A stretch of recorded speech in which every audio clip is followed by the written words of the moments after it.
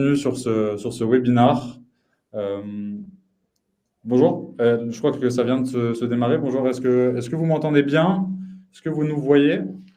Bienvenue, bienvenue tout le monde. Bonjour Lisa,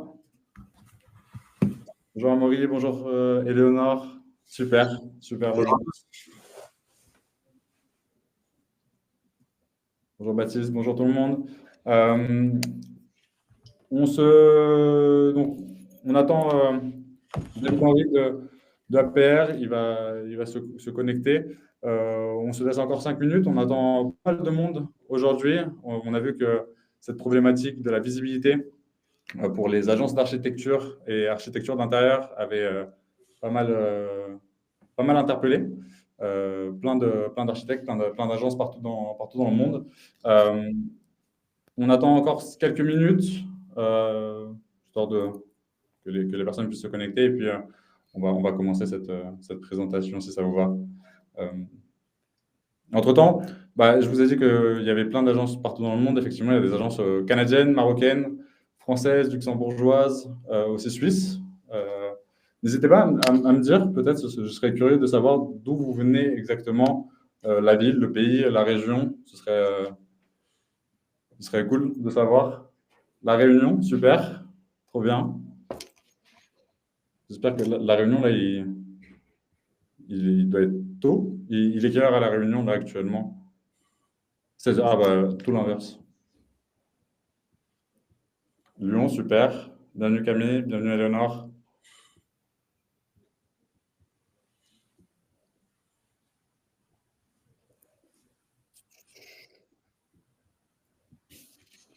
Paris, Toulouse, super.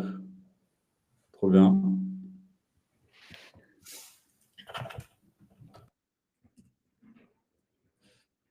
Nantes.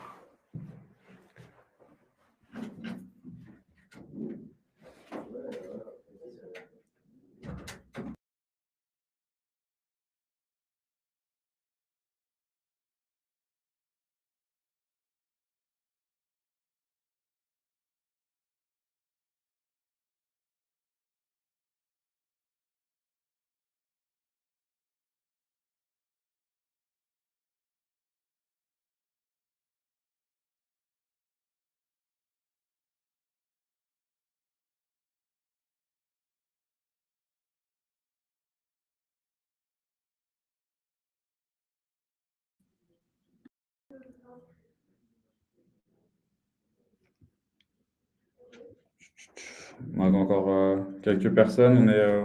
On a atteint quasiment la trentaine de participants.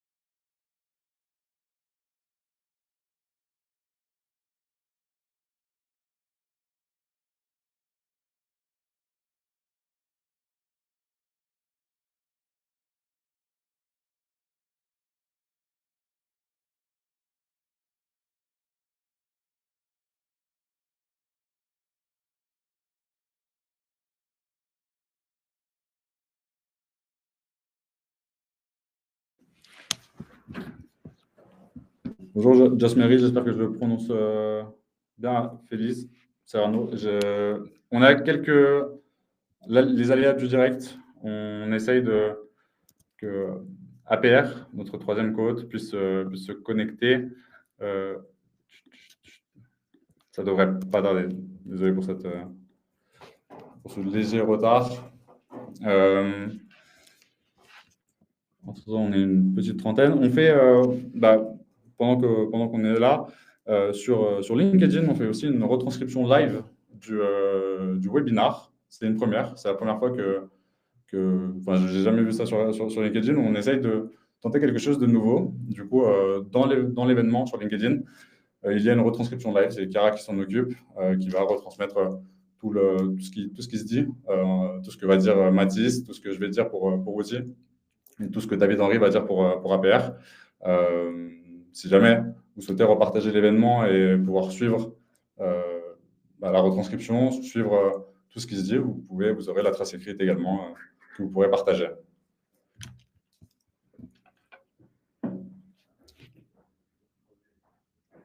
En attendant, peut-être, est-ce que Mathis, tu souhaites te présenter rapidement, si ça te va? Avec plaisir. D'ailleurs, je vois juste que David Henry a rejoint la réunion, mais il est apparemment dans les... Enfin, en tout cas, je le vois dans la liste. Je ne sais pas s'il peut également parler. Mais en attendant, alors moi, c'est Mathis Bisson. Je suis un des cofondateurs de MapsArch, plateforme que je vais brièvement vous présenter après. C'est une plateforme qu'on a lancée en Suisse, de Genève. Et concrètement, on cartographie l'architecture. Donc, on a créé cette grande carte internationale dans laquelle les différentes agences d'architecture, mais aussi des entreprises de la construction, des bureaux d'ingénieurs, etc., vont pouvoir venir y cartographier leurs travaux. Et c'est vraiment ça la mission de la plateforme, c'est d'en faire une espèce de base de données gigantesque, utile à toute l'industrie, mais qui est cartographiée parce qu'on trouve que ça rend l'expérience beaucoup plus interactive, on va dire, et ludique. Super, merci beaucoup. Moi, je vais présenter Outil aussi très rapidement. Outil, on est un logiciel de gestion de projet de facturation pour les architectes et les métiers du bâtiment, architectes d'intérieur, urbanistes. On accompagne à ce jour plus de 750 agences dans le monde, majoritairement en Europe, France, Belgique, Suisse, Luxembourg, mais on se développe aussi au Canada petit à petit. On a des clients au Canada depuis plus de 3 ans maintenant. Et on se développe à vitesse grand V sur ce nouveau territoire. On a un logiciel de gestion de projet, facturation, gestion des opportunités commerciales, gestion des équipes, également gestion financière. Un outil centralisé pour l'ensemble des agences. Et on peut peut-être dire, Giacomo, on a remarqué avec les agences sur le terrain qu'il y a quand même de plus en plus cette problématique liée à la visibilité. En tout cas, je vois qu'il y a encore... nous, on a commencé MapsArch, c'était en 2021. À ce moment-là, il y avait déjà moins de bureaux que maintenant qui sont sur les réseaux sociaux. On voit que les bureaux d'architecture, quand même, ils sont beaucoup plus en ligne que les autres acteurs de l'écosystème de la construction. Mais quand même, c'est toujours pas l'entièreté, on va dire, des acteurs qui ont fait le pas d'essayer d'être visibles. Donc, c'est une problématique grandissante. Et puis, on voit avec les différentes personnes qui rejoignent ce webinaire que c'est effectivement, voilà, ça concerne tout le monde, en fait, peu importe la région et peu importe la taille aussi de l'entreprise.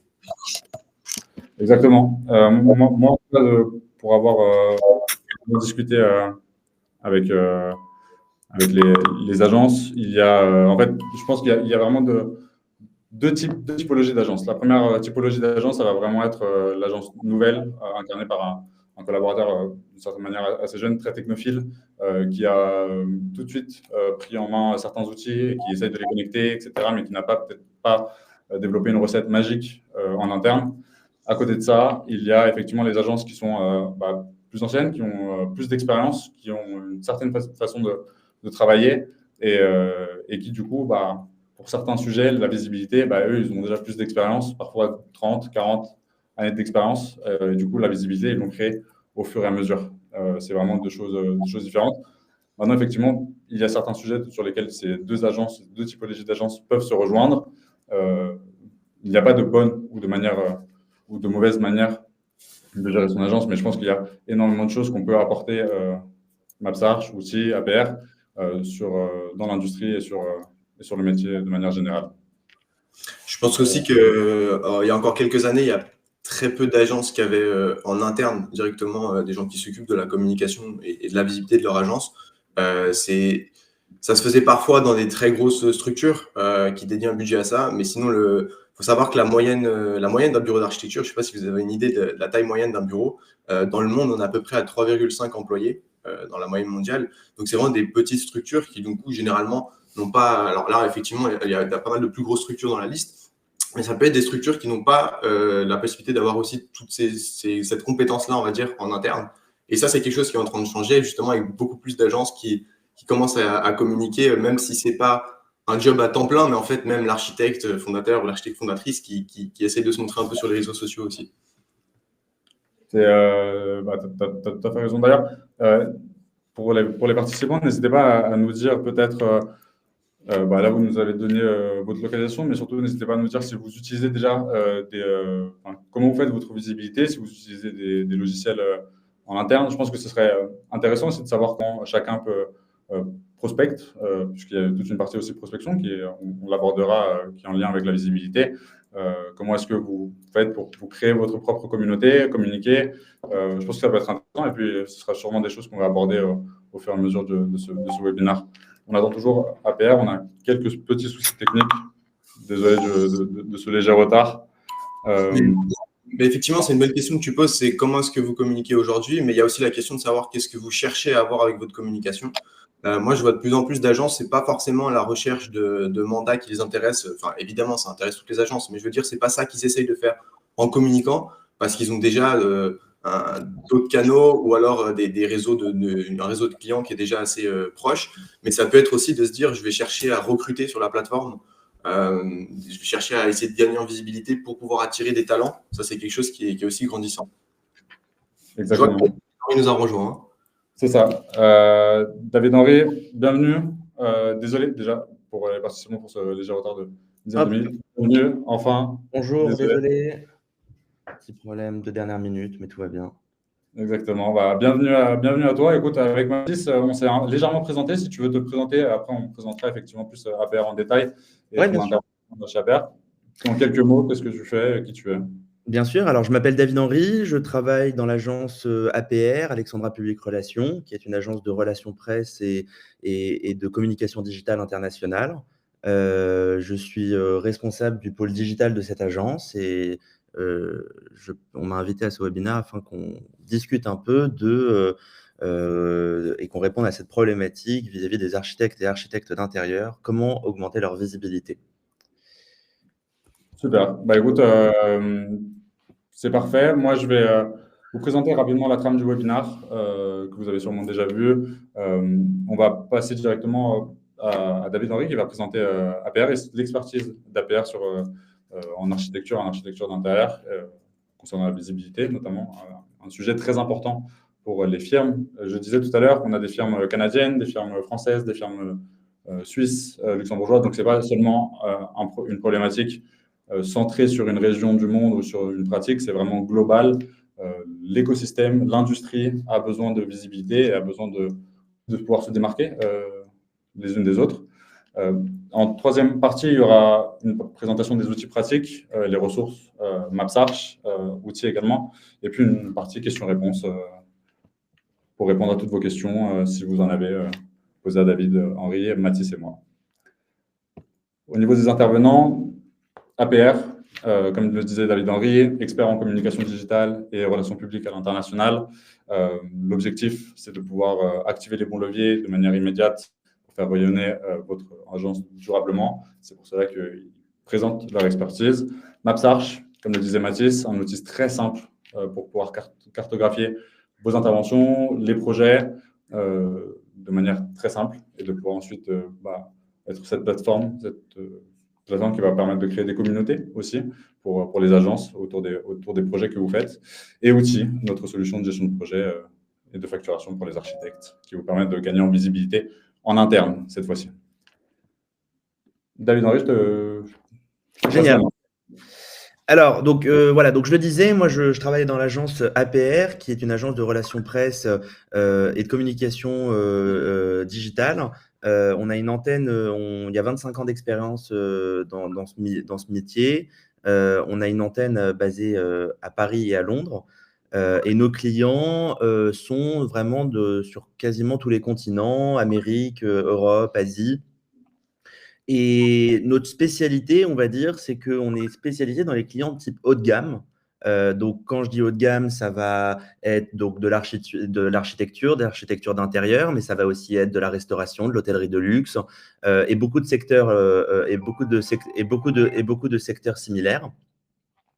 Aujourd'hui, nous, on a cet objectif d'amener à nos clients une approche sur mesure afin de répondre à leurs problématiques. Leur problématique est toujours la même, c'est comment je peux gagner de la visibilité, quels canaux utiliser, quels moyens est-ce que je dois mettre en place pour avoir plus de visibilité. Alors, cette visibilité, elle peut avoir deux objectifs. La première, c'est de la notoriété pour être de plus en plus connu à échelle européenne, francophone, mondiale, voilà, dépendamment des objectifs.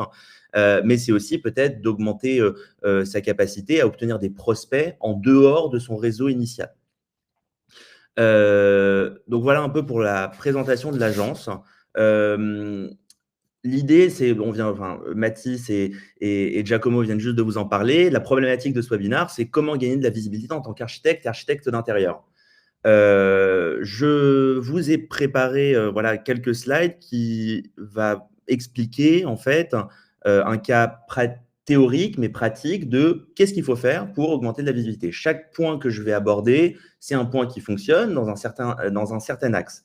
Alors, peut-être que tout ne va pas correspondre à votre besoin aujourd'hui, mais ça peut vous donner des indices ou des clés pour justement réfléchir à comment si votre objectif, c'est de la notoriété, comment avoir plus de notoriété? Si votre objectif, c'est de l'acquisition de prospects, comment faire, mais en utilisant quels canaux, etc. Donc, on va essayer de répondre à cette question. La première chose qui est la plus importante dans le cadre de la visibilité, c'est d'avoir un site Internet. Ça semble basique, ça semble facile, mais finalement, surtout dans le secteur des agences d'architecture et d'architectes d'intérieur, on s'est rendu compte au fur et à mesure des années que vous faites des super belles choses, vous avez des super beaux contenus, mais sauf que votre site n'est jamais à jour ou très peu souvent à jour et il n'est pas aux normes de ce qui se fait aujourd'hui en termes de modernité. Donc, aujourd'hui, votre site Internet, il faut le voir pas comme un moyen de convertir. On va parler du SEO un peu plus tard, mais ce n'est pas le moyen principal pour convertir des prospects, ce n'est pas le moyen principal pour avoir de la visibilité. Par contre, c'est votre carte de visite. C'est-à-dire qu'à chaque fois que quelqu'un ou une entité va entendre parler de votre agence ou de votre métier et veut en savoir plus, ils vont aller sur Internet naturellement et sur les réseaux sociaux, mais ça, on va y revenir. Mais ils vont aller sur Internet et ils vont taper votre nom sur Internet, le nom de votre marque sur Internet et tomber sur votre site Internet. Si vous n'avez pas un site Internet qualitatif, à jour, moderne, sécurisé et on va dire fonctionnel facilement avec des belles images, d'un beau graphisme, etc., vous risquez d'avoir un impact un peu plus faible sur ceux qui sont intéressés par vous. Donc ça, c'est la première chose, avoir un site Internet. La deuxième chose, ça rejoint le site Internet, c'est le référencement en ligne. Alors, le référencement en ligne, qu'est-ce que c'est? C'est le principe de dire, voilà, aujourd'hui, nous, on veut être connus sur Internet et on veut qu'on puisse nous trouver facilement sur Internet. Deux objectifs. Premier objectif facile, c'est de dire, voilà, moi, ma société, c'est Alexandra Public Relations. Je suis aussi appelé sous le nom de Agence APR. J'ai envie que quand on tape Agence APR sur Google et Alexandra Public Relations, mon site arrive en premier sur Google. Ça, c'est la première chose. La deuxième chose, la deuxième stratégie, ça va être, voilà, moi, j'ai envie attirer de nouveaux prospects qui seront intéressés par mes designs, mon style, qui cherchent un architecte, qui cherchent un architecte d'intérieur. Et à ce moment-là, il y a toute une mécanique qui va se mettre en place de comment faire. Comment faire, c'est relativement simple, mais en tout cas, il n'y a pas de secret par rapport à ça, même si ça a l'air assez majestique comme milieu, mais il faut juste avoir du contenu sur son site et répondre à des questions. Aujourd'hui, si moi je cherche sur Google quelle est la meilleure agence d'architecture d'intérieur de France, en fait, je vais voir des agences qui ont eu l'idée de se lister et de créer du contenu en lien avec ce sujet sur leur site Internet pour remonter dans les recherches à ces mots-clés. Maintenant, il y a des mots-clés qui sont plus ou moins utilisés. C'est-à-dire que si vous voulez vous positionner sur le mot-clé New York, vous vous doutez bien qu'il y a beaucoup de sites Internet qui utilisent ce mot-clé New York. Qu'est-ce que veut dire un mot-clé? Ça veut dire juste utiliser le mot sur le site Internet. La stratégie, elle est alors de réfléchir de façon optimisée à comment, quel mot-clé on va choisir pour se positionner, pour potentiellement soit avoir plus de visibilité par rapport à notre secteur d'activité, soit par rapport à, voilà, aujourd'hui, nos prospects, ils cherchent toujours la même chose en venant chez nous, c'est des meubles de qualité, des meubles design de qualité, et ben à ce moment-là, on va peut-être se positionner sur les mots-clés meubles design de qualité pour potentiellement récupérer des clients. Maintenant, je suppose que quelque chose qui semble évident, mais je vais quand même le dire, pour que tout ça fonctionne, pour que votre site Internet fonctionne, pour que tout soit efficace, il faut absolument que votre site Internet soit entretenu, optimisé et qui charge rapidement. Pourquoi? Parce qu'il y a Google, qui est le navigateur de recherche le plus utilisé au monde, que vous utilisez probablement tous. Google a mis en place des normes qui sont publiques, des normes qui concrètement disent, voilà, si votre site Internet ne respecte pas ces normes-là, alors on ne le mettra pas en avant par rapport à un autre qui les respecte tous. Donc, il va créer une certaine priorité. Et ces normes, en fait, qu'est-ce que c'est? Si je les résume, c'est juste du contenu, de la vitesse.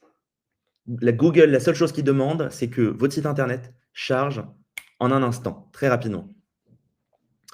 Donc ça, c'est pour finir sur le site Internet. Les réseaux sociaux. Les réseaux sociaux, c'est un autre sujet très intéressant parce qu'il y a beaucoup de réseaux sociaux, enfin du moins beaucoup, Instagram, LinkedIn, Facebook, Pinterest, TikTok. Généralement, pour les agences d'architectes et d'architecture d'intérieur, la problématique est toujours la même, c'est le fait qu'on n'a souvent pas le temps de s'en occuper et surtout, on ne sait pas par où commencer, on ne sait pas ce qui marche, on n'a pas trop le temps. En fait, on a des projets à terminer, on a des projets à commencer, on a des clients à gérer, on n'a pas que ça à faire et généralement, des agences small, mid-size n'ont pas l'envie ni les moyens ni l'expertise d'engager tout un pôle interne pour gérer ça. Parce que les réseaux sociaux, ça ne se résume pas que à poster une photo. Poster une photo, ça serait trop simple de réfléchir comme ça. Les réseaux sociaux, en fait, chaque réseau social a son objectif. Instagram, c'est pour la notoriété, le lifestyle. Instagram est souvent votre deuxième carte de visite avant, voire même après votre site Internet. Quelqu'un qui va entendre parler de vous, aujourd'hui, avant, ils avaient le réflexe d'aller sur votre site Internet, ils l'ont toujours, mais ils vont aller sur Instagram. Donc, Instagram, c'est la notoriété, le lifestyle. Instagram, ça représente une valeur.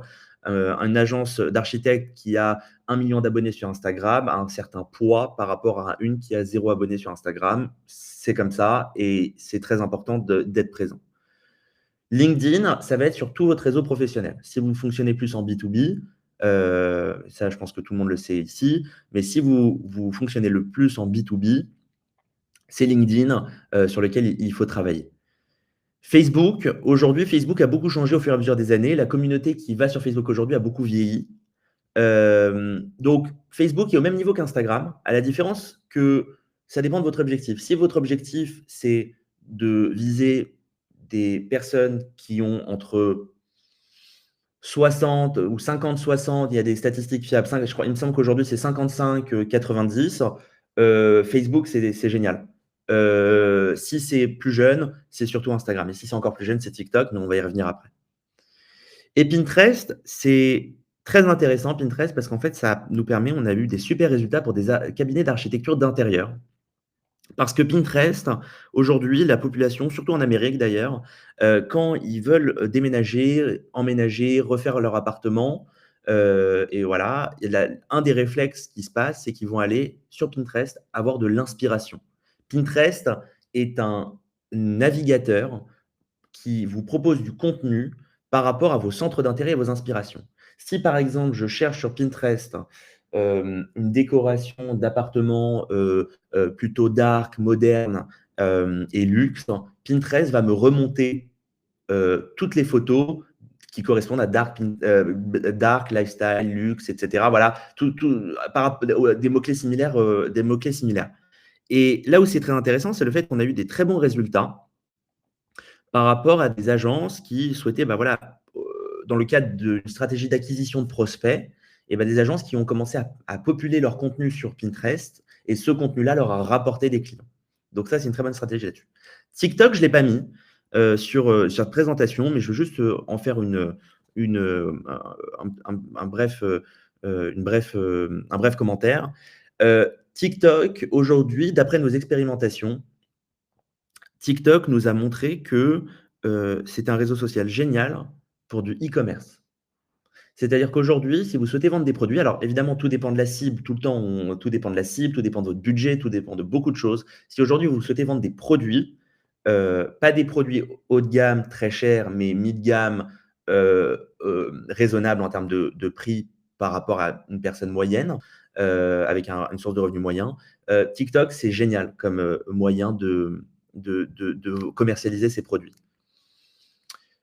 Bon, pour résumer ce que je viens juste de dire au niveau des réseaux sociaux, l'idée, c'est la question qu'il faut que vous vous posiez, si aujourd'hui vous n'êtes pas du tout présent sur les réseaux sociaux, c'est deux choses. C'est voilà, quel est mon objectif? Est-ce que c'est de la visibilité? Est-ce que c'est de la notoriété? Est-ce que c'est acquérir des nouveaux prospects? Quel est votre objectif principal? Quel est votre objectif secondaire? Et dépendamment de ça, vous allez pouvoir vous dire, OK, je vais me concentrer sur Instagram, sur Pinterest, sur LinkedIn.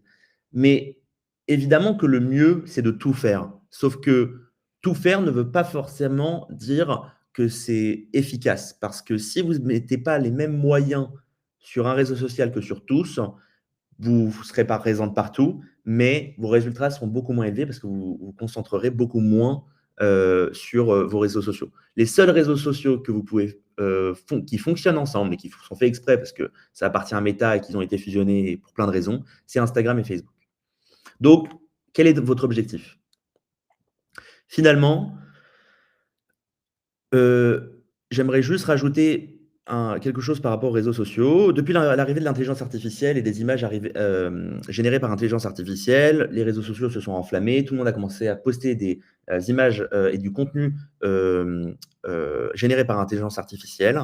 Sauf que on s'est rendu compte, les gens nous l'ont montré, les utilisateurs de ces plateformes nous les ont montré, c'est le fait que ça a très bien fonctionné parce que c'était le buzz et que très vite, ça a arrêté de fonctionner parce qu'en fait, les personnes en ont marre de voir des fausses photos et veulent de l'humain.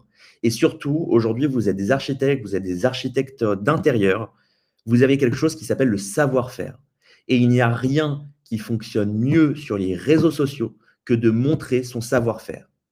Montrer son savoir-faire, ça peut être prendre une vidéo de l'installation d'un chantier, vous prendre des photos de croquis pré-résultat, prendre des photos avant-après. C'est votre savoir-faire qu'il faut être montré, c'est ça qui fonctionne le mieux et c'est ça qui va attirer le plus de visibilité, de notoriété et de prospects vers vous sur n'importe quel réseau social. On en revient toujours à la même chose, c'est le savoir-faire. J'avance. L'IRP. Alors, l'IRP, donc nous, comme je vous ai dit, on est une agence de relations presse. On est une agence de relations presse internationale et de communication digitale. Aujourd'hui, on a deux profils de clients. On a des clients qui ont leur objectif principal, c'est de la notoriété. Ils veulent de la notoriété parce que cette notoriété / visibilité leur permet d'avoir une certaine crédibilité pour obtenir de nouveaux projets, attirer de nouveaux prospects à un certain niveau. C'est-à-dire que quand je parle de niveau, je parle en termes de budget. Si aujourd'hui, vous êtes une agence d'architecte ou d'architecture d'intérieur où le budget moyen d'un de vos clients, c'est entre, disons, 3 et 15 millions, le IRP et le RP en règle générale, la relation presse, c'est quelque chose qui est plus qu'intéressant pour vous. Qu'est-ce que le IRP? Le IRP, concrètement, en fait, ce sont des articles qui sont publiés sur des sites internet de news. Ça peut être Elle, ça peut être AD, ça peut être plein de magazines qui sont souvent papier, qui se sont transformés en digital et qui sont maintenant les deux. Quel est l'intérêt du IRP? Le IRP vous donne 3 avantages très importants. La première chose, c'est le fait que la relation presse vous donne vous donne une certaine visibilité de façon immédiate et mesurable. C'est-à-dire qu'à la seconde où vous avez un article dans AD, je sais exactement combien de personnes sont allées sur votre site internet, qu'est-ce qu'ils ont fait, et vous avez beaucoup de personnes qui viennent à chaque article, dépendamment évidemment du magazine, dépendamment du type de publication, dépendamment de beaucoup de choses. Mais c'est très intéressant parce que un article dans AD, dépendamment de où est-ce qu'il est positionné, peut vous rapporter plusieurs centaines, milliers d'utilisateurs sur votre site internet. Je vous parle d'articles digital. L'article papier va de soi, mais en fait, c'est plus difficile à mesurer, mais en tout cas, ça vous amène de la notoriété. Mais en tout cas, l'article digital vous permet donc deux choses. Un, d'attirer beaucoup de monde rapidement. Deux, de faire remonter votre site internet, parce qu'en fait, les sites internet de news sont les sites internet journalistiques sont très bien catégorisés par Google. Et donc, la valeur, chaque site internet a une valeur. On ne va pas rentrer dans les détails, mais chaque site internet a une valeur, dépendamment du nombre de personnes qui y va, dépendamment du type du contenu, de la mise à jour, etc. Je ne vais pas plus loin dans les détails. Mais en tout cas, les sites journalistiques qui publient des articles de qualité ont une valeur très élevée dans Google. Et donc, en fait, l'intérêt que va porter ce site internet pour un autre site internet, le vôtre, en publiant un article et en disant voilà www.alexandreapr.com, en parlant d'Alexandre APR, et va faire remonter votre site internet, va faire remonter l'article à côté de votre site internet et va vous permettre d'avoir un site internet qui a une plus grande valeur. Alors, cette notion de valeur est un peu floue, mais voilà, si vous avez des questions par rapport à ça, on pourra en rediscuter. L'idée, c'est vraiment l'idée de l'intérêt du RP et du RP en règle générale, c'est la crédibilité, je l'ai dit, la maîtrise de l'image, la notoriété, et surtout, c'est un effet de levier sur les réseaux sociaux et sur les moteurs de recherche, parce que voilà, un article dans AD, tac, ça fait un double post, ça le référence sur Google Actualité, voilà, ça vous donne un certain impact rapide et mesurable surtout. Pour finir sur la relation presse, il faut noter qu'aujourd'hui, les journalistes, en fait, il y a tellement de contenu sur les réseaux sociaux que les journalistes font systématiquement appel, souvent, 90% du temps, les journalistes font appel à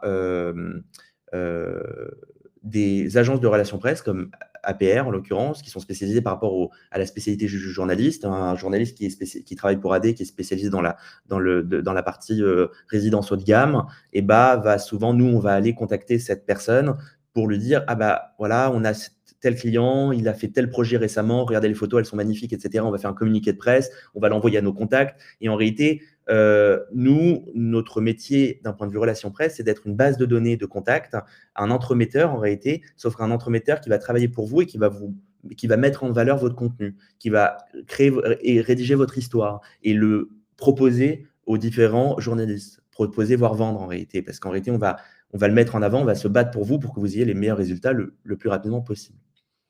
Une fois de plus, le IRP, alors le IRP, c'est tout public, parce que l'impact, il est immédiat. Le RP type papier, la presse papier, qui est d'une très grande notoriété, qui prend beaucoup de temps et ça coûte cher, tout ça. Mais ça, c'est plutôt sur des publics quasi institutionnels, des grosses agences qui veulent de la grosse notoriété.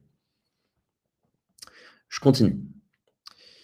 Le monitoring de l'e-réputation à l'échelle internationale, c'est un point que je voulais aborder parce que, alors, généralement, qui est concerné? Est concerné les très grosses agences ou les agences mid-range qui ont beaucoup de présence dans leur secteur ou à l'international et qui ont eu des soucis, généralement. Quand je parle de soucis, je parle d'un site internet qui a été hacké, je parle de comptes qui ont été copiés, je parle voilà, l'idée du monitoring de la réputation vous protège de tout ça. Ça vous protège de votre site internet qui se fait hacker, ça vous protège des mauvais avis, ça vous protège des personnes qui vont copier vos posts, ça protège votre propriété intellectuelle au niveau des images. C'est très compliqué à mettre en place, très coûteux. Donc, c'est pour ça que je précise que généralement, c'est que les très grosses agences qui sont intéressées par la mise en place d'un monitoring de l'e-réputation. Mais c'est très efficace parce que ça vous protège, ça vous donne ça vous rend un peu serein sur certains sujets qui, malheureusement, aujourd'hui, nous, on a beaucoup de clients qui sont venus vers nous et qui, avant, se sont fait hacker leur compte Instagram, se sont fait hacker leur compte mail, leur site internet, etc. Et en fait, on a mis en place des process de surveillance, de monitoring et d'intervention, des procédures qui nous permettent de détecter à la seconde où il y a un problème, déjà, de vous protéger des problèmes, à la seconde où il y a un problème, d'intervenir tout de suite, et ensuite de ça, de régler le problème. Ensuite de ça, aujourd'hui, pour toute agence d'architecture et d'architecture d'intérieur qui veut optimiser et faire grandir cette visibilité doit avoir un réflexe qui est systématique. Le réflexe, c'est le suivant. C'est du contenu, toujours plus de contenu.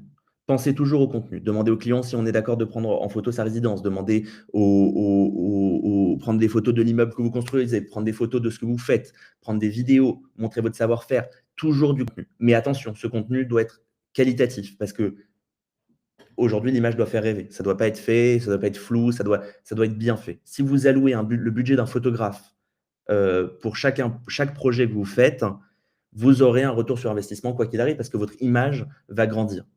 Les personnes qui seront intéressées par vous, par vos services, vont aller sur votre site internet, sur vos réseaux sociaux, ça vous donnera du contenu, ça vous donnera de la matière pour justement attirer de nouveaux prospects, gagner en visibilité, en notoriété. De plus, prendre en photo des projets par un photographe professionnel, ça vous permet aussi d'avoir du contenu pour le donner à votre agence de relations presse si vous en avez une, pour qu'elle y travaille, fasse un communiqué de presse et vous obtienne des articles.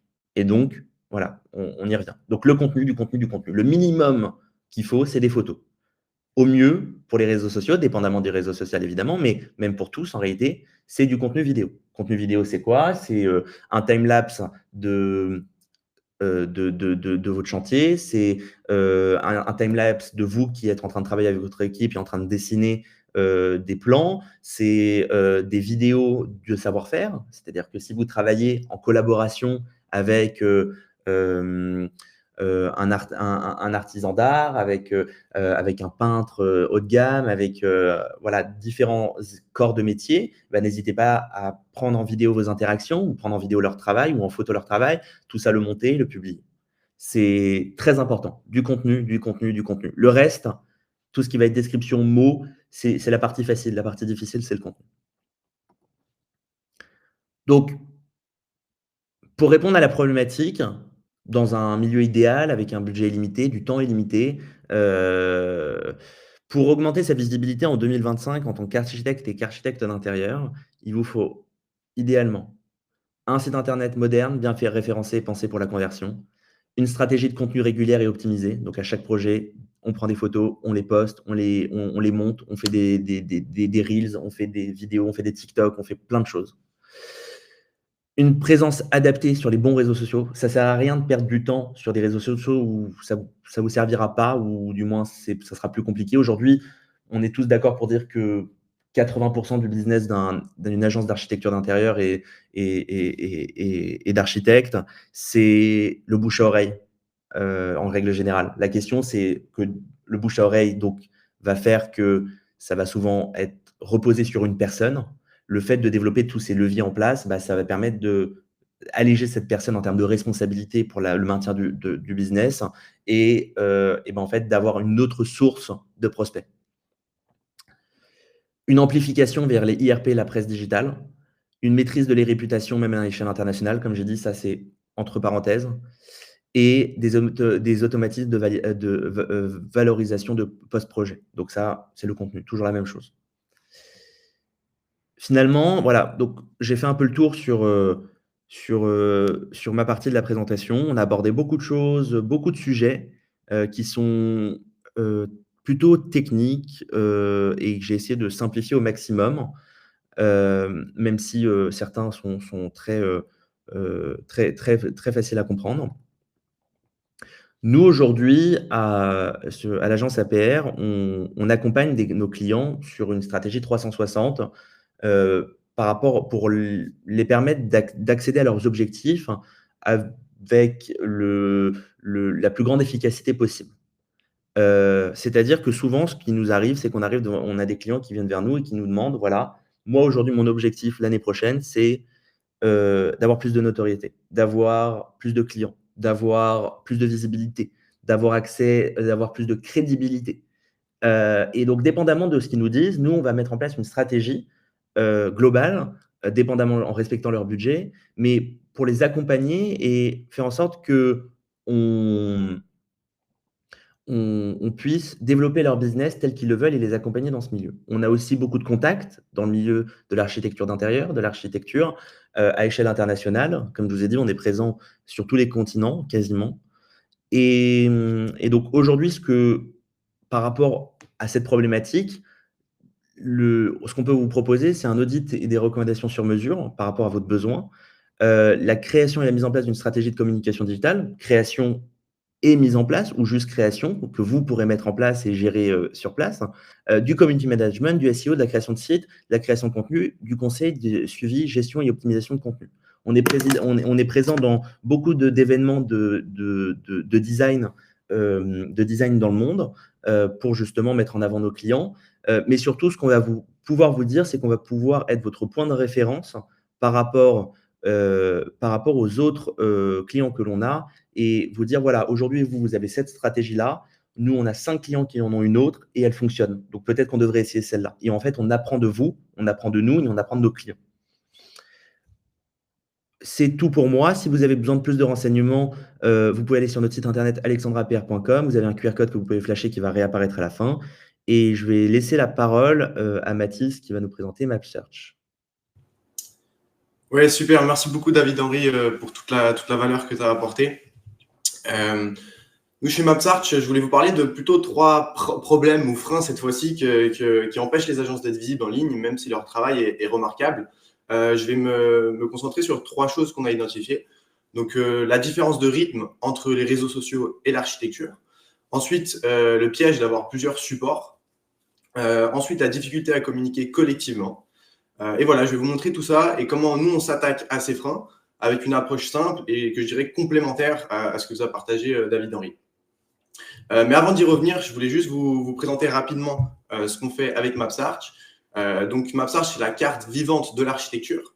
Avec mon associé Sokol, on n'aime pas trop ce terme qu'on nous a donné de réseau social des architectes. Pour nous, il est assez réducteur, mais c'est aussi ce qui est le plus simple, on va dire, comme terme pour présenter notre idée. Moi, ce que je préfère faire, c'est vous montrer directement la plateforme pour que vous puissiez voir à quoi elle ressemble. Donc, je vais directement partager mon écran. Est-ce que, Giacomo, tu peux me confirmer que vous voyez bien l'écran ? Tu n'as pas ton micro, mais je crois que c'est oui. Effectivement, c'est ce que j'allais dire. Moi, de mon côté, je vois l'écran. Je ne sais pas si alors, ça confirme qu'on le voit. Donc, j'imagine que… Je crois que c'est tout bon. Parfait, merci beaucoup. Alors, donc là, on est sur notre carte. Donc, nous, on a une grande carte des bâtiments. Ici, chaque projet est géolocalisé avec sa typologie, son usage, son année, etc. Ce qui permet d'être découvert par lieu, par type de projet. Donc, on a vraiment des projets partout dans le monde et on va pouvoir utiliser différents filtres pour trouver uniquement des projets qui nous intéressent.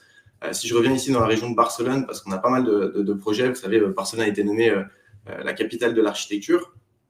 Donc, on va pouvoir cliquer sur un projet, par exemple celui-ci, et accéder à un certain nombre d'informations sur ce bâtiment. Donc, on va y voir des images et des informations techniques. Donc, le bâtiment, il est rangé vraiment dans des cases, en quelque sorte, des catégories. Ensuite, on a également la carte des entreprises. C'est le même concept, sauf que cette fois-ci, c'est des différentes entreprises de la construction, bureaux d'architecture et autres qui sont géolocalisées sur cette carte. On va pouvoir, une fois de plus, utiliser des filtres pour tomber sur les projets qui nous intéressent, ou les entreprises qui nous intéressent. Et en fait, chaque entreprise, ici, va avoir son profil où automatiquement, il va avoir une carte de ses réalisations pour pouvoir montrer son expertise. Et on va pouvoir y voir différents projets qui sont réalisés. On peut également y ajouter des événements, etc., d'autres choses. Je ne vais pas rentrer dans le détail, mais voilà, je trouvais ça important de vous montrer un petit peu à quoi ressemble la plateforme avant d'aborder le vif du sujet. Qu'est-ce que je peux vous dire d'autre? Donc oui, sur cette carte, on a maintenant 10 000 projets qui sont cartographiés. Juste, je vois, Giacomo, que la présentation… Voilà, ok, merci beaucoup. Donc, on a 10 000 projets qui sont cartographiés sur cette carte par à peu près 3 000 agences. On est encore en construction. On est ce qu'on appelle une start-up, mais on a des nouvelles mises à jour qui sont toutes les 2 semaines avec de nouvelles fonctionnalités. Donc, voilà pour la présentation. Et je vais rentrer du coup directement dans le vif du sujet avec les freins qu'on a repérés. Alors, pour nous, le premier grand frein qu'on a repéré, c'est, comme je vous disais, la différence de rythme entre les réseaux sociaux et l'architecture. Instagram, LinkedIn, etc., ce sont des outils puissants, mais ils demandent une chose que vous n'avez pas toujours, c'est du temps et une présence constante. Parce qu'en fait, si vous ne publiez pas, vous allez disparaître en quelque sorte dans l'algorithme. Attention, ça ne veut pas dire qu'il ne faut pas communiquer sur les réseaux sociaux. Je voulais juste mettre le point sur ce problème de différence de rythme. Parce que vos bâtiments, ce n'est pas des stories. ils prennent des années à voir le jour et ils restent pertinents pendant des décennies. Ça n'a pas de sens qu'ils se fassent écraser par la nouveauté d'autres publications. Donc, c'est pour ça qu'on pense que le rythme des réseaux sociaux n'est pas adapté à celui de l'architecture, disons du moins les réseaux sociaux traditionnels. Donc, nous, chez Mapstart, on a cette approche un peu différente puisque le projet il est ancré sur une carte. Et en fait, il va y rester sur une carte, tout comme il l'est dans le paysage urbain. Ce qui fait qu'il peut être découvert 6 mois, 3 ans ou même plus après avoir été ajouté. Vous n'avez donc pas besoin d'y penser tous les jours. Mais si vous continuez à utiliser les réseaux sociaux classiques, voilà quelques conseils pour gagner en efficacité. Le premier qu'a déjà un petit peu abordé David Henry, c'est de vraiment varier les formats. Vous pouvez faire une vidéo courte sur le chantier, des photos pro d'un bâtiment fini, un zoom sur une maquette, une vidéo où vous expliquez un détail constructif, une citation d'un artisan, d'un client ou d'un usager. Vous pouvez faire des photos avant, après. Donc voilà, essayez de varier un maximum les formats. Ça va vous permettre de contrer un peu le fait que votre bâtiment va prendre 4 ans à être construit, alors que sur les réseaux sociaux, il faut de la nouveauté tous les jours ou toutes les semaines.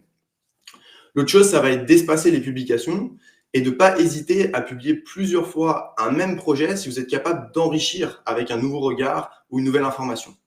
Par exemple, si vous avez construit un lot dans un écoquartier, vous pouvez parler de votre bâtiment une fois qu'il a été livré, mais également une deuxième fois, le remettre en valeur une fois que tout l'écoquartier a été terminé, parce que vous avez une nouvelle information sur ce bâtiment. Ensuite, pour moi, il y a le deuxième frein qui est le piège des supports multiples. On a remarqué qu'il y a encore beaucoup d'agences qui recommencent leur communication à chaque fois, sur chaque support. En fait, le projet est livré, la première chose qu'ils vont faire, c'est aller sur leur site internet et le mettre. Et encore, généralement, ça prend quelques mois, voire même années avant qu'ils mettent à jour leur site internet. Parce que comme le disait aussi David Henry, c'est souvent un problème, c'est que les sites internet ne sont pas à jour. Mais disons que c'est la première chose que vous allez faire, c'est mettre à jour votre site internet. Ensuite, on va publier sur Instagram et LinkedIn. Quelques mois plus tard, on va préparer une fiche PDF pour répondre à des appels d'offres. Le résultat, c'est qu'on fait plusieurs fois le même travail et tout ça, ça prend du temps. Moi, l'approche que je voulais vous proposer ici, c'est de commencer pendant le projet avec un fichier central interne. En fait, je rejoins un peu ce que disait David Henry, avec toujours plus de contenu, toujours plus de matière. Ce que je vous propose, c'est de tout documenter et dès le début. Par exemple, dès le chantier, vous pouvez mettre une anecdote de chantier dans un document central, donc partagé avec votre équipe, expliquer pourquoi est-ce que vous choisissez les matériaux, rajouter une citation d'un artisan ou d'un client, mettre une photo peut-être brute qui est aussi prise sur le vif. Le but, c'est de rajouter toute votre matière. C'est vivant, c'est authentique et ça prend 3 minutes à ajouter quand ça arrive. Je ne vous dis pas de le publier directement, mais de le garder en tout cas chez vous en interne, un maximum de documentation sur le projet. Une fois que le projet est livré, vous allez formaliser ça, ajouter un peu de professionnalisme. Donc cette fois-ci, vous allez peut-être faire une version courte de texte. Ensuite, une version plus longue, ajouter des photos pro, des plans clés et tout ce qui peut enrichir la lecture. Donc des détails techniques, des cartes, des plans, etc. À la fin, vous avez ce que moi j'appelle un kit modulaire. L'avantage, c'est qu'il va pouvoir être utilisé partout. Donc vous allez pouvoir le copier pour le mettre sur votre site internet, en faire une fiche PDF pour vos appels d'offres, le découper pour les réseaux sociaux, l'adapter à une newsletter ou une réponse presse. Et en fait, vous n'allez pas juste recycler l'information que vous mettez sur votre site internet, vous recyclez votre matière à la source en quelque sorte. Donc surtout, vous gagnez du temps et vous avez une communication qui est plus fluide, plus cohérente et plus durable. Il y a différents outils pour faire ce fameux fichier central. Ça peut être, il y en a certains qui sont plus technophiles, qui vont être sur par exemple, Notion ou des outils comme ça. Mais vous pouvez le faire de manière très simple, juste en ayant un dossier Drive, par exemple, qui est partagé avec les différentes parties prenantes du projet. Ensuite, le troisième frein que j'ai identifié, c'est le fait que vous communiquez chacun de votre côté, en fait. Un projet architectural, c'est rarement l'histoire d'un seul acteur. C'est des dizaines de partenaires qui collaborent. On va avoir des architectes, des ingénieurs, des scénographes, des fournisseurs, des institutions, etc. Et en fait, vous allez collaborer ensemble pendant des années. Et une fois que le bâtiment est livré, chacun repart avec sa propre pièce du puzzle et communique de manière isolée. Le résultat, c'est que l'information, elle est morcelée. Le récit, il est perdu et la portée, elle est limitée à votre audience uniquement. Et c'est dommage parce que vous pourriez cumuler votre audience et valoriser le travail collectif. Par exemple, nous, ce qu'on fait chez Mapstart, c'est qu'on remet le bâtiment au centre. Quand un projet est publié, vous pouvez mentionner tous les partenaires, donc Doc Scéno pour la scénographie, BG Ingénieur, votre fournisseur bois, ou même l'AFEX si vous avez candidaté à un prix. Et le projet, alors, il va apparaître dans les profils de chacun. Tout le monde peut le partager et renforcer naturellement la visibilité des uns des autres. Mais même en dehors de MapsArch, cette logique reste valable. Vous pouvez mentionner vos partenaires dans des publications, faire des posts croisés avec les partenaires qui partagent vos valeurs, créer des narratifs communs. Une mention aujourd'hui, c'est plus qu'un crédit. En fait, c'est une association d'images, un acte de communication assez puissant. Ça peut vous faire gagner en visibilité. Attention évidemment avec qui vous le faites, quel partenaire vous le faites, parce que ça peut également vous desservir, bien sûr. Donc voilà, choisissez avec qui vous collaborez en ligne, comme vous le faites sur le chantier, mais n'hésitez pas à permettre à tous les acteurs de collaborer en fait sur la visibilité en ligne de votre projet, parce que vous n'êtes pas des concurrents, vous êtes des partenaires sur ce projet. Donc voilà pour mes 3 points, on va dire, rapides, ces 3 freins rapides. Si je me concentre un peu plus sur MapsArch, nous, du coup, ce qu'on va vous proposer, c'est une visibilité complémentaire à tout ce que vous a expliqué David Henry. Donc, je dirais que c'est une visibilité qui est peut-être plus discrète, mais plus durable, plus ciblée aussi, parce qu'on va vous trouver uniquement par besoin ou par lieu, avec des filtres précis. Ça rejoint un petit peu le côté Pinterest, dans le sens où il y a pas mal de gens qui viennent sur notre plateforme simplement pour chercher de l'inspiration ou des exemples de bâtiments qui ont certaines typologies ou certains détails techniques, etc. C'est aussi une visibilité peut-être plus saine parce qu'elle se repose sur vos projets et pas juste sur un algorithme qui défile. Et puis, en publiant vos réalisations, vous nourrissez pas seulement votre visibilité, mais vous contribuez tout à un écosystème. Donc voilà, mes suggestions, par contre, donc ces freins, ils s'appliquent également en dehors de la plateforme, donc n'hésitez pas à les adapter à vos médias préférés. Et puis, si vous avez envie de tester MapsArch, l'expérience, elle est assez simple. En quelques minutes, vous pouvez prendre le contrôle de votre profil, ajouter 5 projets gratuitement et puis apparaître dans les bons résultats et sur le bon lieu de la carte. Donc voilà, c'était rapide, mais je vais te laisser Giacomo prendre la suite de la présentation.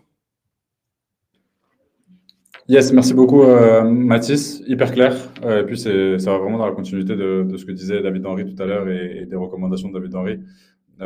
MapsArch, un super outil, on a eu déjà l'occasion d'en parler maintes et maintes fois, mais je pense que ça fait vraiment du bien à la communauté d'avoir un outil comme ça qui a été créé pour l'écosystème, pour les architectes et pour les firmes. Moi, mon champ d'intervention va être dans la continuité de ce que tu disais, Mathis, et ce que disait David Henry. À quelques exceptions près, je vais vraiment parler de visibilité, mais plutôt visibilité en interne. Tout à l'heure, à ce stade du webinaire, on a vu l'importance de structurer sa communication, d'avoir une communication stratégique et d'avoir un positionnement fort sur le marché vis-à-vis des concurrents, vis-à-vis des autres agences, vis-à-vis de ses partenaires. Avec toi, on a vu la présence continue, comment garantir une présence, comment montrer sa présence et même pouvoir développer une présence à travers une plateforme comme la tienne. Moi, je vais parler plutôt de l'intérêt d'avoir un logiciel en interne, un logiciel comme outil, mais il en existe plein d'autres.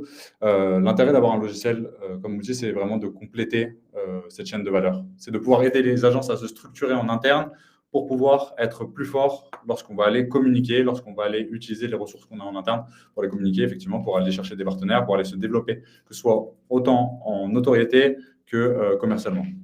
Pour ça, les opportunités commerciales naissent notamment la plupart du temps de la visibilité. On est visible, on se fait repérer par des prospects, par des clients, par des personnes qui sont intéressées par collaborer avec nous et une opportunité commerciale se crée.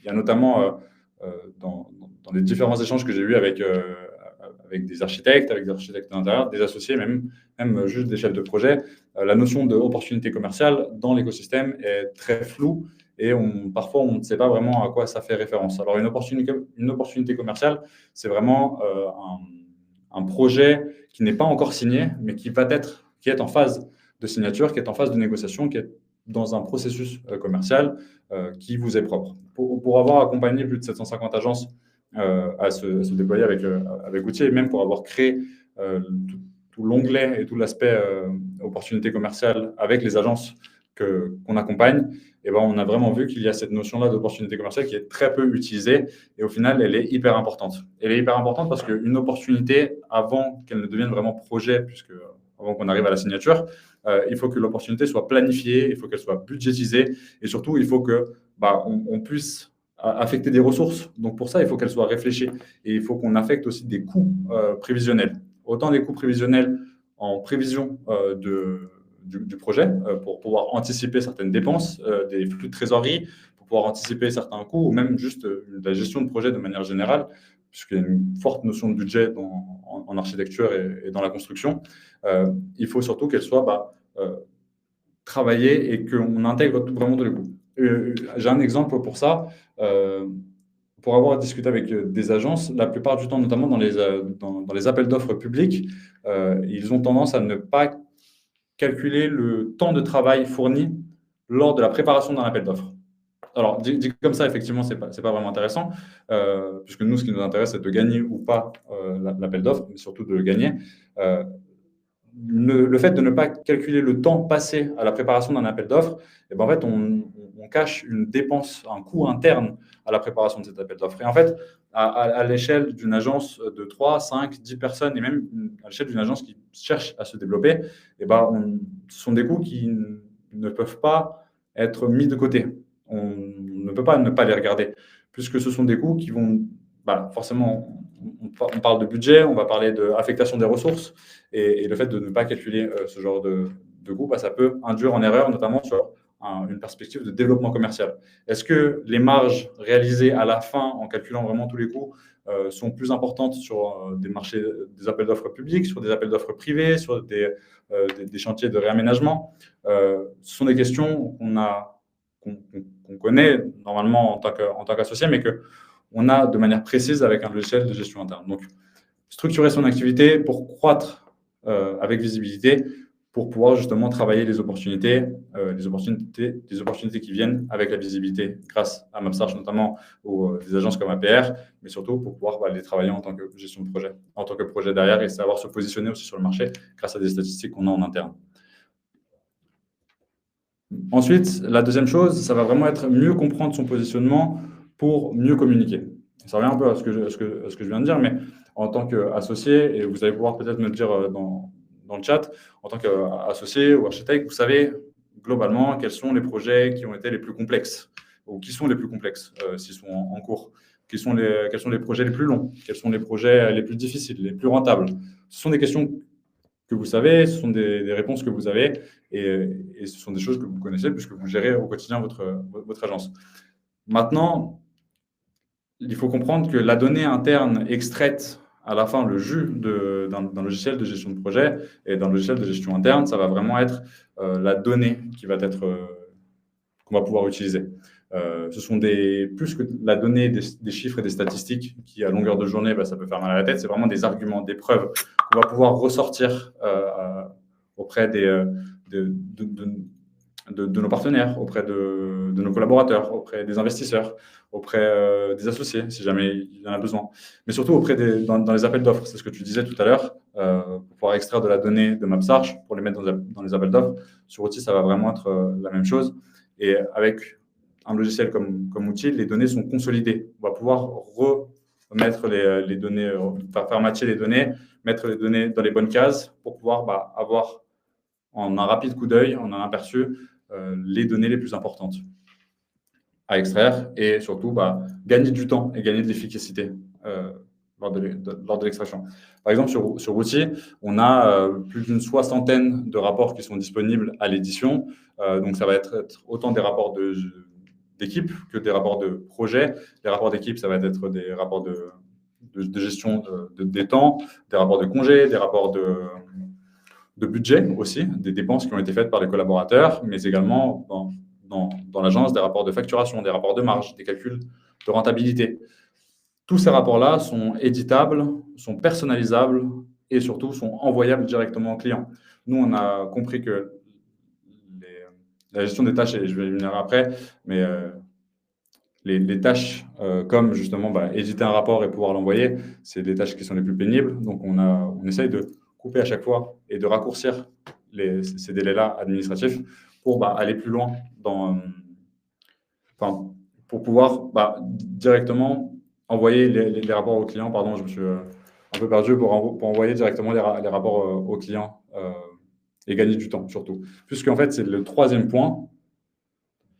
Moins de tâches, plus de notoriété.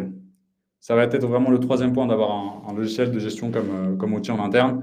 Gagner du temps sur les tâches administratives, gagner du temps sur les tâches et sur la gestion de projet de manière générale, gagner du temps pour pouvoir se concentrer sur autre chose, pour pouvoir aller communiquer, participer à des événements, participer à des galas, voilà, faire croître aussi l'écosystème et pouvoir travailler sa notoriété en gagnant du temps sur les tâches au quotidien. Là, c'est tout ce que fait aussi Outil de manière générale. On a toute la partie commerciale, donc c'est ce que je disais tout à l'heure avec la gestion des opportunités. On a toute la partie gestion de projet, la partie gestion d'équipe, la partie de la gestion de la facturation, des finances. En fait, l'idée d'avoir un logiciel de gestion en interne, c'est de pouvoir internaliser, concentrer et surtout centraliser toutes les données liées de près ou de loin à l'agence et de pouvoir, dans un objectif de communication et de visibilité, pouvoir ressortir ces données les plus précises possibles à la fin. Moi, j'ai terminé. Je ne sais pas si vous avez des questions dans le chat, qu'elles soient adressées à Mathis, qu'elles soient adressées à David-Henri ou qu'elles me soient adressées directement. N'hésitez pas à les poser si vous en avez, qu'elles soient liées à ce qu'on vient de dire ou si vous avez d'autres questions, des cas que vous avez pu voir.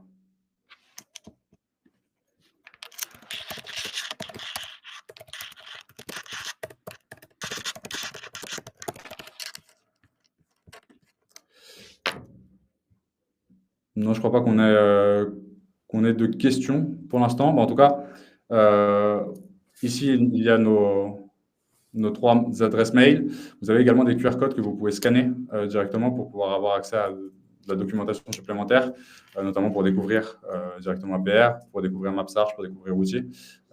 Nous, de notre côté, on se dit que, étant spécialisé comme étant un logiciel de gestion de projet pour les architectes, on peut prendre 30 minutes, 15 minutes de votre temps pour pouvoir étudier votre stack interne, votre maturité technologique dans les logiciels que vous utilisez au quotidien.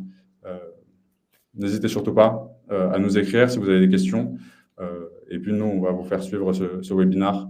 On va vous l'envoyer par mail.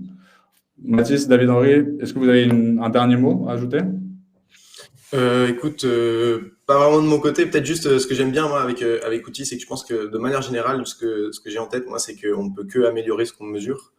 Et du coup, je suis un pratiquant de cette idée d'essayer de traquer. À titre personnel, je traque pas mal de mes choses. Et je pense qu'il faut le faire à l'échelle d'une entreprise, à l'échelle d'une agence aussi, à l'échelle de chaque projet. Donc ça, c'est super. Juste avant David-Henri, peut-être ton dernier mot, il y a une question de Béatrice. Ouais. Comment recommandez-vous la campagne médiatique ? D'abord les médias imprimés, puis les médias numériques blog. Souvent, les magazines imprimés ne souhaitent pas publier les projets s'ils sont publiés en ligne. Alors, en réalité, ce qui se passe, c'est que des médias, les magazines imprimés, des fois, publient des projets qui sont déjà en ligne. Ça arrive. Par contre, là où vous avez raison, c'est que souvent, ces médias aimeraient avoir une certaine exclusivité, soit sur l'entièreté du projet, soit sur certaines photos du projet, soit voilà, sur différentes choses. Donc, généralement, nous, ce qu'on fait, c'est que on va une fois qu'un projet a été fini, qu'on récupère des photos, dans le cadre d'une mission digitale ERP, on va faire un communiqué de presse sur ce projet, le communiquer à nos différents contacts journalistes qui seraient potentiellement intéressés par ce projet. Et s'ils sont intéressés, soit on va mettre une exclusivité sur l'entièreté des photos du projet, avant de le publier pendant un certain temps, le temps que ça soit publié en magazine, et ensuite 3 mois plus tard, pour avoir la possibilité de le publier en ligne, dans le cadre d'une négociation avec ce magazine, ou alors le journaliste va nous demander une exclusivité juste sur certaines photos. Donc, nous, aujourd'hui, comment on fonctionne ? En réalité, ce qui se passe, c'est que soit vous avez au sein de votre agence une chargée de relations presse qui a des contacts, etc. Effectivement, donc ça, vous le gérez en interne. Et donc, vous décidez que tel projet va être, une exclusivité va être accordée à un ou plusieurs magazines, et c'est la personne en charge chez vous qui s'en occupe. Généralement, ce qui se passe avec nos clients, c'est que nos clients font appel à une agence de relations presse, donc nous, pour nos clients, évidemment, mais il y en a d'autres. Après, il n'y en a pas énormément dans notre secteur haut de gamme, architecture d'intérieur, design. On est l'un des seuls. L'une des seules agences. Et ce qu'on va faire, c'est qu'une fois qu'ils nous ont envoyé ce projet, c'est nous qui allons leur dire, dépendamment du projet, dépendamment du contenu qui a été récupéré de ce projet, on met une exclusivité, on ne met pas d'exclusivité sur tout le projet, telle photo, telle photo. Voilà, donc j'espère que ça répond à votre question. Enfin, ça répond à votre question. Nous, évidemment, ce qu'on recommande, c'est avant de publier, de faire appel à votre agence de relations presse et leur dire, voilà, j'ai tel projet, telle photo, qu'est-ce que vous en pensez? Est-ce que vous voulez d'abord alors, je vois qu'il y a merci et conseillez-vous de demander conseillez-vous demander l'article pour relecture? Parfois, les grands journaux n'ont pas l'habitude de le faire. Non, généralement, on fait confiance à nos journalistes. On sait avec qui on travaille avec eux depuis des années, des nouveaux certes, mais on n'est pas certains journalistes par courtoisie vont nous envoyer, de par des bonnes relations, vont nous envoyer voilà l'article qui va être publié pour tel client, et nous ça nous permettra de le relire et de faire des petites modifications, de demander des petites modifications à ce niveau-là. Mais ça dépend du journaliste, ça dépend du journal, ça dépend du magazine, ça dépend. Maintenant, en règle générale, ce qui se passe, c'est que les journalistes vont se baser sur deux choses. Un, sur le contenu de notre communiqué de presse, qui vous sera envoyé et validé avant qu'on l'envoie. Et deux, sur les différents échanges qu'on aura avec eux. Donc, le discours qu'on va tenir à votre propos sera auprès de ce journaliste sera adapté et dans le cadre de votre objectif. On a eu des situations où effectivement on a eu des articles publiés où il y avait certains mots utilisés qui ne nous plaisaient pas énormément, mais c'est pas grave, ça reste de la visibilité. Il ne faut pas être psychorigide à ce point. Sinon, si on veut tout contrôler, c'est possible, mais c'est payant. C'est-à-dire qu'on paye des pages dans des magazines, on paye des articles et ça, c'est nous qui les rédigeons à 100%. Ça existe, c'est possible, on le fait pour certains clients, pour certains objectifs, pour atteindre certains objectifs. Et là, effectivement, on contrôle toute la chaîne. Voilà, j'espère que ça répond à votre question.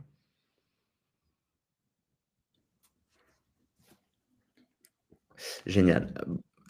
Et en tout cas, voilà, bon, pour conclure, j'ai effectivement, donc, le sujet de ce webinaire, c'était comment, en tant qu'agence d'architecte et d'architecture d'intérieur, gagner la visibilité en 2025. On vous a présenté trois choses différentes. D'un côté, il y a Giacomo, en présentant l'outil, qui vous a présenté voilà, la gestion interne de votre agence et les outils qui sont intégrés dans l'outil qui vous permettront de communiquer certains éléments à vos clients, à vos prestataires, à votre comptable, à plein de choses.